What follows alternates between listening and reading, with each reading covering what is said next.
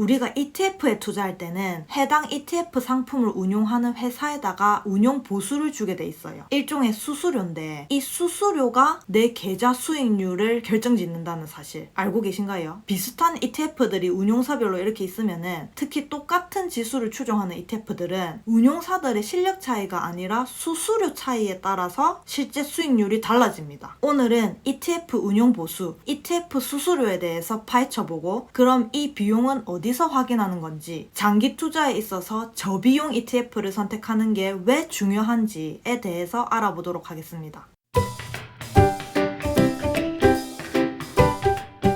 ETF 수수료 관련해서 가장 최근에 난 기사를 같이 한번 보면서 설명드릴게요. 지금 올해 들어서 개인 투자자들이 가장 많이 순매수한 종목이 삼성전자도 LG에너지솔루션도 아닌 그 어떤 개별 종목도 아닌 바로 ETF다 라고 하면서 ETF 거래대금이 전체 거래대금의 30%를 차지할 만큼 대세로 자리 잡았는데 주의할 점이 있다는 거예요. 자산 운용사들이 떼가는 보수, 비용을 잘 살펴봐야 한다. 똑같은 기초자산을 추종하는 ETF라도 비용 차이가 크고 실제 수익률도 차이가 나기 때문이다. 그러니까 같은 ETF라도 운용 보수가 10배까지 차이가 나는 것도 있다고 합니다. 특히 기타 비용의 함정을 조심해야 된다. 지금 운용사들이 업계 최저 보수를 내세우면서 경쟁을 하고 있는데 통상 최저 보수라고 하면은 운용, 판매, 수탁, 사무관리 보수들을 합한 일반 보수만을 말한다는 거예요. 여기에 기타 비용은 빠져있다. 기타 비용, 기초지수를 산출해주는 기관에 지급하는 비용부터 지수를 갖다 쓰니까 지수 사용료를 내야겠죠. 예탁 및 결제, 회계 감사, 법률 자문, 해외 보관 대리인 보수 등 이런 경상적으로 지출되는 기타 비용까지 합한 총 보수, 토탈 익스펜스를 봐야 된다. 왜냐면 기타 비용도 회사마다 차이가 크기 때문이죠. 특히 해외 지수를 따르는 ETF의 경우에는 지수 사용료가 기타 비용을 좌우하는 요인이 되기도 하는데 대형 운용사일수록 낮은 경향이 있다고 하네요. 아무래도 자산 규모가 클수록 규모의 경제가 있어서 비용이 적게 발생하겠죠. 세대수 많은 아파트가 관리비 적게 나오는 것처럼. 근데 이 기타 비용은 고정된 게 아니라 각종 비용 변동에 따라서 달라질 수 있다는 점을 주의해야 한다. 맞아요 여러분. 특히 운용 개시 1년 미만인 신생 ETF는 회계 기간이 아직 안 지나서 기타 비용이 정확하지 않은 경우가 많거든요. 그 점도 주의해야 합니다. 그래서 장기 보유하는 ETF일수록 비용도 복리 효과로 발생하는 만큼 총 보수를 꼼꼼히 따져봐야 한다. 즉 장기 투자 수익률이 더 불어나게 하려면 비용을 최대한 낮춰야 한다는 거예요. 지금 이 기사에는 안 나와 있지만 여기서 말하는 총 보수에다가 또 매매 중개 수수료까지 더해야 돼요. 그러니까 일반적인 운용 보수 플러스 기타 비용 플러스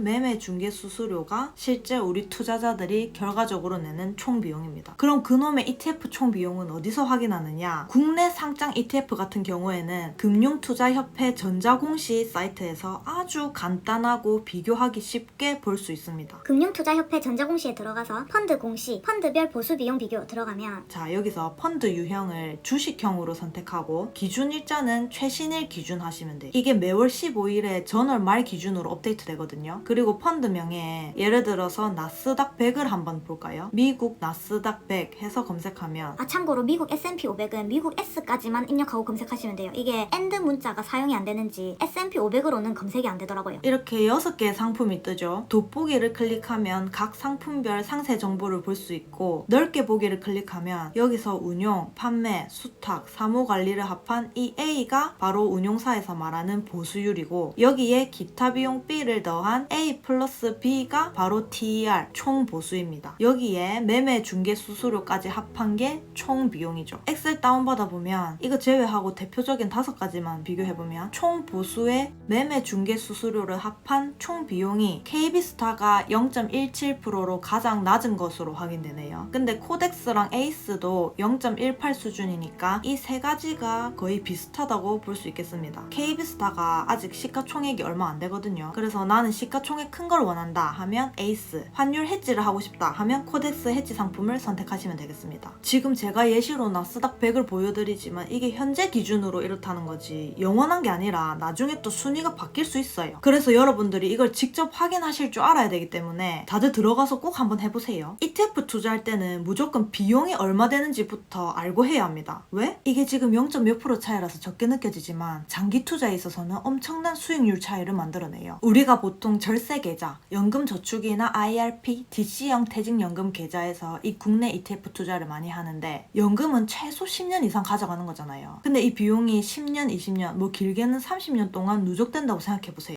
할미 언니, 그러면 해외 ETF는요? 해외 상장 ETF도 마찬가지입니다. 해외 ETF는 총 보수 확인하기 더 쉬워요. ETF.com 들어가면은 제가 꾸준히 모으고 있는 IVV를 한번 볼게요. 이거는 S&P 500 지수를 추종하는 ETF인데 expense ratio 있죠? 연 0.03%. 이게 총 보수입니다. 여기에 뭐 다 포함되어 있어요. 이것만 보면 돼요. 그리고 여러분, 보수율은 항상 연 기준입니다. 연간 몇 프로. 이거 우리 증권사 앱에서도 볼 수 있어요. 미래에셋증권 같은 경우는 M스탁에서 해외 주식에 상품 검색해서 들어가서 ETF 정보에 보시면 여기 엄청 자세하게 잘 나와 있죠. 기본 정보의 보수율 0.03% 동일하게 나와 있습니다. 여러분, 제가 이전 영상에서도 말씀드렸지만 미국 S&P 500 지수를 추종하는 ETF는 대표적으로 SPY, IVV, VOO 이렇게 세 가지가 있는데요. 이 세 가지 모두 자산 규모로는 월드 탑 5 안에 들어갑니다. SPY가 제일 크고 그 다음 IVV, VOO 순인데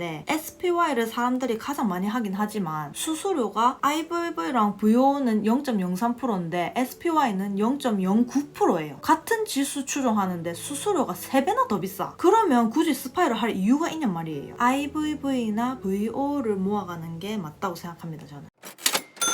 그놈의 ETF 운용 보수는 도대체 어디서 확인하냐고 댓글로 물어보시는 분들이 많아서 오늘 영상 준비했고요. 말씀드렸다시피 ETF 투자하실 때는 반드시 수수료, 총 비용이 얼마가 되는지 확인해서 비슷한 ETF라면 최대한 수수료가 낮은 저비용 ETF를 선택해야 한다는 것 잊지 않으셨으면 좋겠습니다.